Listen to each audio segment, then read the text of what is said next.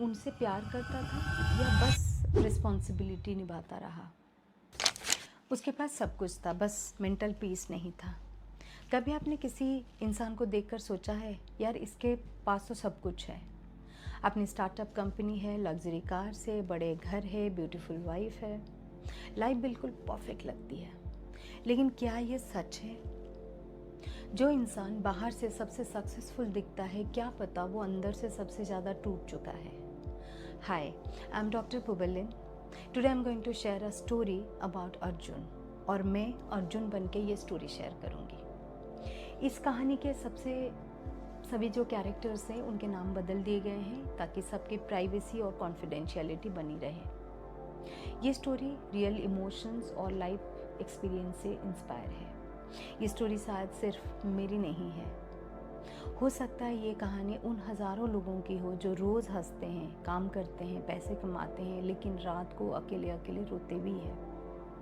मैं हर सुबह दो अलग अलग इंसान बनकर उठता हूँ। एक दिन लगता है दुनिया जीत लूँगा, ऑफिस खोलनी है, बिजनेस ग्रो करनी है, नए आइडियाज़ लाना है, लाइफ में कुछ बड़ा करना है।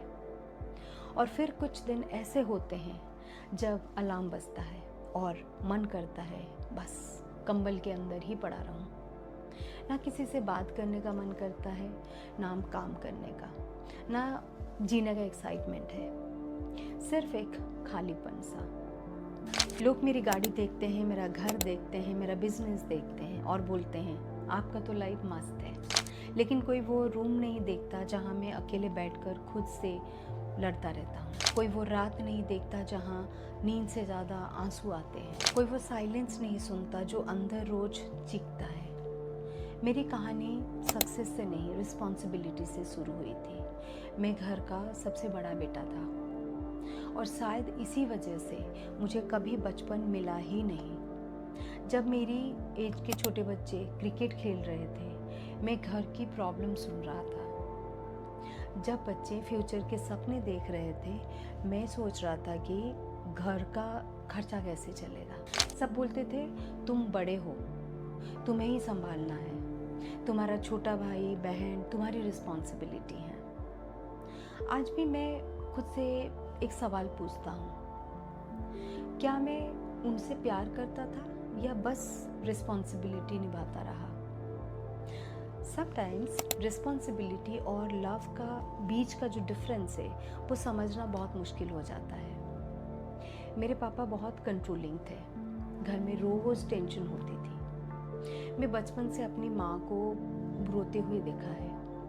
उन्होंने अपनी ज़िंदगी के सारे दर्द मेरे साथ शेयर करी थी। एक छोटा बच्चा जो खुद इमोशनल सपोर्ट ढूंढता रहता है, वो अपनी माँ का इमोशनल सपोर्ट बन गया।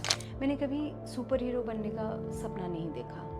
मैंने सिर्फ इतना सोचा था, एक दिन इतना कमाऊंगा कि माँ को इस सिचुएशन से बाहर निकाल लूँगा, उन्हें रिलैक्स लाइफ दूंगा। लेकिन उस प्रोसेस में मैं खुद कब बड़ा हो गया पता ही नहीं चला। फिर मेरी लाइफ में एक लड़की आती है जो बाद में मेरी वाइफ बन जाती है। उसने मुझे इतना प्यार दिया कि मुझे लगा मेरी सारी प्रॉब्लम रिजॉल्व हो गई है। मुझे लगा बस लाइफ एकदम सेट है। उसके साथ में कंप्लीट फील करता था। उसके बिना एक दिन भी नहीं रुक सकता था। शादी के शुरू के कुछ साल बहुत खूबसूरत रहे। वो मेरा बहुत ख्याल रखती थी, लेकिन धीरे धीरे केयर और कंट्रोल का बीच का जो लाइन है वो गायब होने लगी। उसे हर चीज़ अपने हिसाब से चाहिए थी।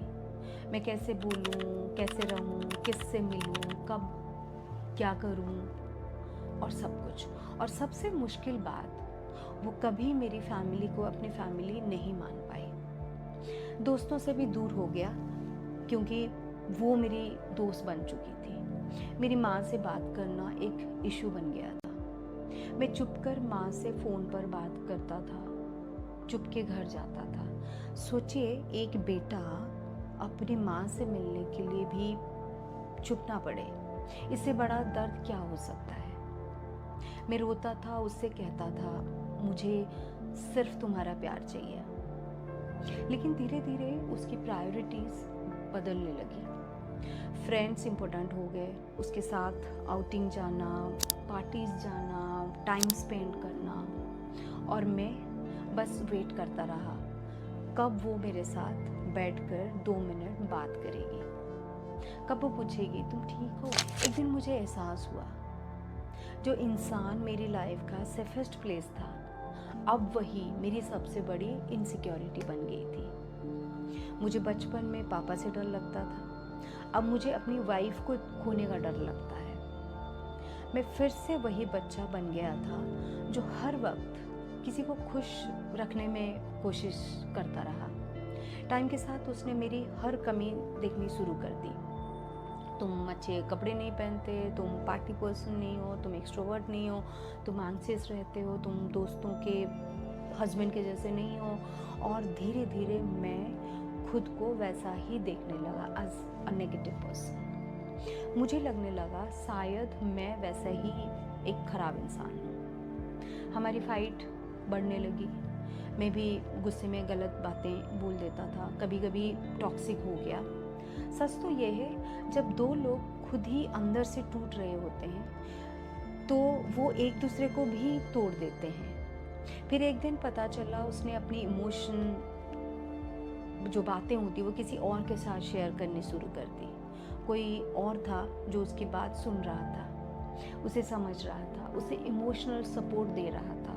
उस दिन लगा जैसे मेरी पूरी दुनिया ही ख़त्म हो गई। लोग बोलते हैं छोड़ दो उसे, लेकिन जिस इंसान के साथ तुमने अपनी पूरी पहचान जोड़ दी हो, उसे छोड़ना इतना आसान नहीं होता है। वो सिर्फ मेरी वाइफ नहीं थी, वो मेरी आदत बन चुकी थी, मेरी आइडेंटिटी बन चुकी थी। और जब आदत टूटती है तो सिर्फ रिलेशनशिप नहीं, इंसान भी टूट जाता है।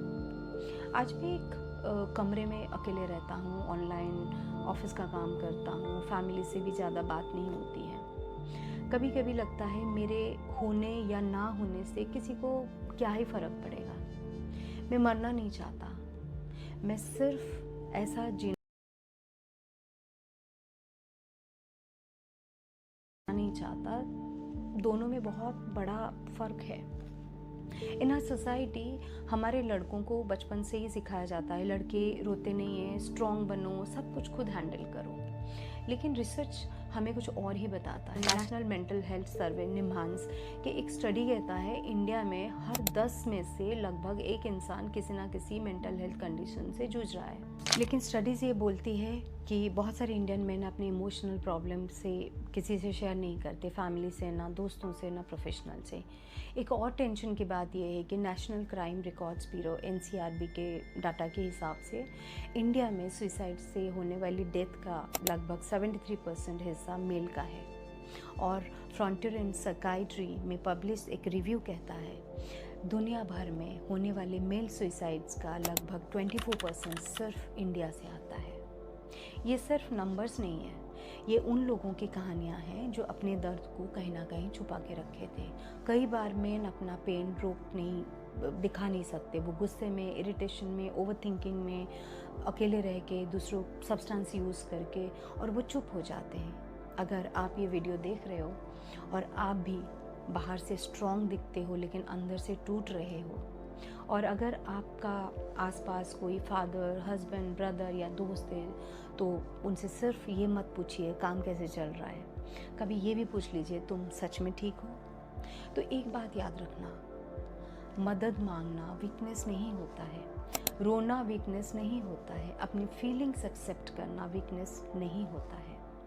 कभी कभी सबसे बहादुर इंसान वही होता है जो डिस्कस करना चाहेगा और दूसरों को हेल्प भी करना चाहेगा। कभी कभी हमारी एक बात किसी की ज़िंदगी बचा सकती है, क्योंकि mental health has no gender. हर इंसान को सुनना और समझना ज़रूरी है। हो सकता है उससे सिर्फ एक इंसान की ज़रूरत हो जो बिना जज किए उसकी बात सुन ले। क्योंकि कभी कभी इंसान पैसे की वजह से नहीं, अकेलेपन की वजह से भी टूट जाता है। और ये याद रखिएगा, हर सक्सेसफुल इंसान खुश हो ज़रूरी नहीं है, और हर हंसता हुआ चेहरा सुकून में हो ये भी ज़रूरी नहीं है। अगर मेरी कहानी मैंने आपको कुछ दिखाया तो ये वीडियो उन लोगों तक ज़रूर पहुंचाइएगा जो शायद खुद से हर दिन खामोश जंग लड़ रहे हैं। Thank you.